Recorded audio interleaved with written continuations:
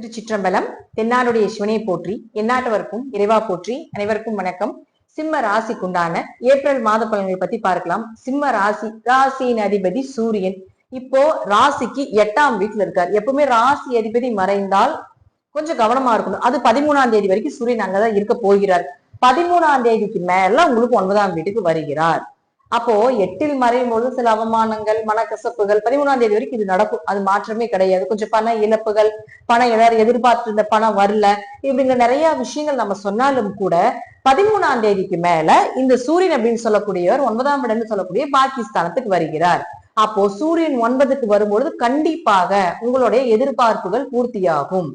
என்ன நினைக்கிறீங்களோ அது நடக்கும். தந்தை மூலமாக உதவிகள், நல்ல குரு அமைவது, யாரோ ஒருத்தர் மூலமாக உங்களுக்கு ஹெல்ப் கிடைப்பது, யாரோ ஒருத்தர் ஒரு விஷயத்துக்காக ரொம்ப தயங்கி நிக்கிறீங்க, ஒரு கை தூக்குற கால் இல்லாம இருப்பீங்க இல்லைங்களா? அது போல ஒரு சூழ்நிலைகள் நீங்க இருந்தீங்கன்னா கண்டிப்பாக 13ஆம் தேதிக்கு மேல இந்த சூரியன் உச்சமாகும் பொழுது, ஏன்னா ராசி அதிபதி உச்சமாகிறார், அந்த காலகட்டங்கள்ல உங்களுக்கு தேவையான விஷயத்தை கடவுளே கொடுப்பது போல கொடுப்பார். அப்படிங்கிறதுல மாற்றம் இல்லை. ஏன் அப்படின்னா சனி பகவான் உங்களுக்கு இந்த காலகட்டங்களை அஷ்டம சனியாக செயல்பட்டு கொண்டிருப்பார். அப்ப நிறைய உங்களை சுத்தி ஏன்னா அஷ்டம சனின்னா 7.5 வருடங்கள், 7.5 சனினா 7.5 வருஷம் சொல்றேன் இல்லைங்களா? அந்த 7.5 வருஷம் ஒரு மனிதன் அனுபவிக்கக்கூடிய கஷ்டத்தை 2.5 வருஷத்துல கொடுத்துட்டு போயிடுவாராம். அப்போ ஒரு மனிதன் அஷ்டம சனியில் இருக்கும் பொழுது சூரியன், அதாவது ராசி அதிபதி மறையும் பொழுது கொஞ்சம் அவமானங்கள், பழி பாவங்கள் இதெல்லாம் இருக்கும். இப்போ அந்த சூரியன் இந்த 1 மாத காலங்கள் 13ஆம் தேதிக்கு மேல உச்சமாகும் பொழுது ஓரளவுக்கு நிவர்த்தி கிடைக்கும். சூரியன் ஒளின்னு சொல்றோம். அப்போ ஒளி பொருந்திய கூடிய ஒரு காலகட்டங்கள்ல சனி பகவானுடைய தாக்கங்களும் கொஞ்சம் குறைவா இருக்கும் அப்படிங்கறதா உண்மை. அப்ப அடுத்தது பாருங்க புதன். இந்த புதன் அப்படின்னு சொல்லக்கூடியவர் யாருன்னா உங்களுக்கு 2 மற்றும் 11ஆம் அதிபதி.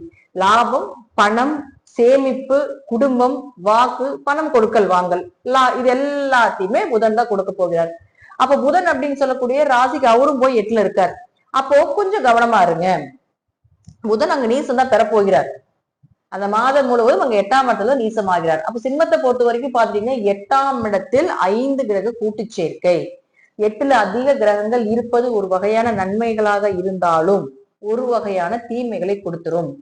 ஏன்னா 8ஆம் இடங்கிறது திடீர் வருமானம், திடீர் பண இழப்புகள், திடீர் அதிர்ஷ்டங்கள் எல்லாமே 8 தான். அதே போல திடீர்னு ஒரு பெரிய ஜாக்பாட் அடிக்குதா, அது வந்த பணம் எப்படி போகுச்சுன்னே தெரியாது.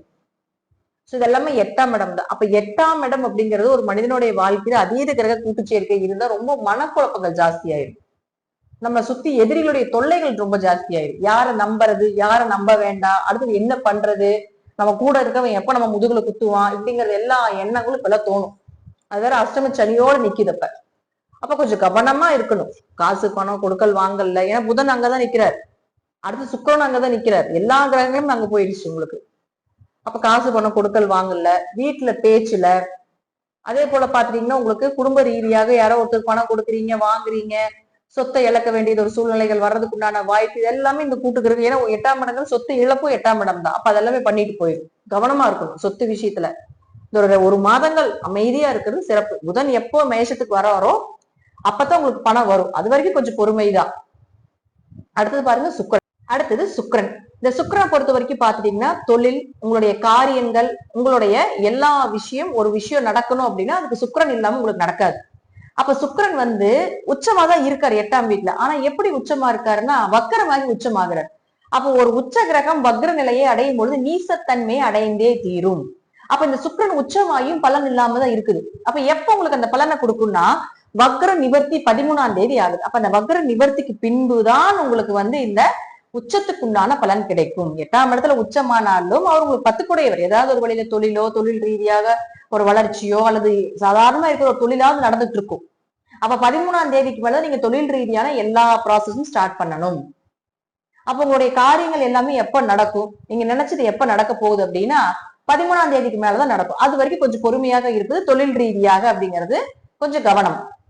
அடுத்தது பாருங்க உங்களுக்கு செவ்வாய். இந்த செவ்வாய் நீசமாகிறார், 12ஆம் வீட்டுல நீசமாகிறார். அப்ப செவ்வாய் யார்? உங்களுக்கு தாய் மற்றும் தந்தை, தாயினுடைய ஆரோக்கியம், தந்தையினுடைய ஆரோக்கியம், இதெல்லாம் செவ்வாய் தான் பொறுப்பேற்றிருக்காரு. அப்ப அவர் போய் 12 நீசமாகிறார். அந்த மாசம் முழுவதும் அங்கதான். அப்ப உங்க ஆரோக்கியத்துல கவனமா இருக்கணும். அதே போல பாருங்க உங்களுக்கு இந்த தாய் தந்தையினுடைய ஆரோக்கியத்துல கவனமா இருக்கணும். பூர்வீக சொத்து பிரச்சனை, வீடு பிரச்சனை, வண்டி வாகனங்கள் பிரச்சனை, இது எல்லாமே இந்த மாசம் வரும். கொஞ்சம் அமைதியா, ஏன்னா உங்களுக்கு வாக்குஸ்தானாதிபதி நீசம், 2ல கேது இருந்து வாக்குஸ்தானாதிபதி நீசம், அஷ்டம சனி வேற நடக்குது. சோ சிம்மத்தை பொறுத்த வரைக்கும் இந்த மாதம் ரொம்ப அமைதியா இருந்து ஹேண்டில் பண்றது நல்லது. முடிஞ்ச காலையில சாயந்தரமும் இரு நேரமும் இறைவனை தரிசனம் பண்றது, கோயிலுக்கு கோயில் ஏதாவது பக்கத்துல இருந்ததுன்னா, சிவன் கோயில் பக்கத்துல தான் கண்டிப்பா அந்த டைம்ல போய் வழிபாடு பண்ணிட்டு வர்றது ரொம்ப சிறப்பான விஷயம். அடுத்தது பாருங்க சனி பகவான். சனி பகவானை பொறுத்த வரைக்கும் பாத்துட்டீங்கன்னா 8க்கு வந்துட்டார். இத்தனை நாள் 7ல இருந்தார், இப்ப 8க்கு வந்து அஷ்டம சனியா வரப்போகிறார், வந்துட்டார். இந்த பதிவு வந்து உங்களுக்கு ஏப்ரல் மாசம் வரும்போது உங்களுக்கு சனி வந்து 8ல இருக்கார் அஷ்டம சனியா. அப்ப அஷ்டம சனி காலகட்டங்கள்ல ரொம்ப கவனமா இருந்துக்கணும்.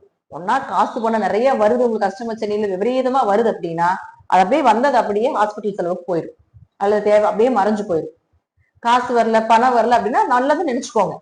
மீடியமா உங்களுக்கு தேவைக்கு வருது, அல்லது தேவைக்கு இல்லாத போல அடுத்தவங்க கடன் வாங்கி பண்ண வேண்டிய ஒரு சூழ்நிலையில் இருந்தாலும் கூட உடம்பு ரீதியாக கொஞ்சம் நல்லா இருப்பீங்க அப்படிங்கறத உண்மை. சோ 8ஆம் இடத்தில் 5 கிரக கூட்டு சேர்க்கை அப்படிங்கிறது தசாபுத்தி நல்லா இருந்துட்டா ஓரளவுக்கு நல்ல பலனை கொடுத்துட்டு போயிருது.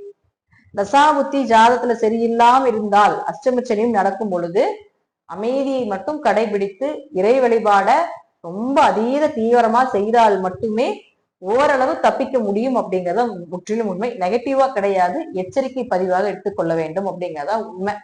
ஏன்னா உங்களுக்கு பணத்தை கொடுக்கக்கூடிய புதனும் நீசம், தொழில கொடுக்கக்கூடியவரும் 13ஆம் தேதி வரைக்கும் நீசம், ஆரோக்கியம் அம்மா அப்பா ஆரோக்கியம் உங்க சொத்து பத்துக்களை கொடுக்கக்கூடிய செவ்வாயும் நீசம். நீசம்னா வலு இல்லை, அவர்களுக்கு பவர் இல்லை அப்படிங்கறது அர்த்தம். அப்ப நாம அதுல எதுவுமே நமக்கு ஒரு கிரக வேலை செய்யல ஒண்ணு கிடைக்காது அப்படின்னு இருந்தா அதுல மீண்டும் மீண்டும் நம்ம முயற்சி செய்யக்கூடாது. அது வர்றப்ப வருத்துன்னு விட்டுறணும். இப்ப இந்த 3மே பார்த்தீங்கன்னா இந்த மாசம் விலகிடும், அது வரைக்கும் கொஞ்சம் கவனமா இருக்கணும். இந்த 3 கிரக சேர்க்கை அப்படிங்கிறது இந்த மாதம் வந்து விலகிடும். அப்ப அது வரைக்கும் கொஞ்சம் கவனமா இருந்து இந்த மாதத்தை கொஞ்சம் கடந்து இறை வழிபாட்டு மூலமா செலுத்தினீங்கன்னா பெரிய அளவுக்கு மன பாதிப்புகள் இருக்காது அப்படிங்கிறத உண்மை. நன்றி. மீண்டும் ஒரு நல்ல பதிவுல சந்திக்கலாம். திருச்சிற்றம்பலம், தில்லையம்பலம், ஸ்ரீ நரசிம்ம துடிகளே சரணம்.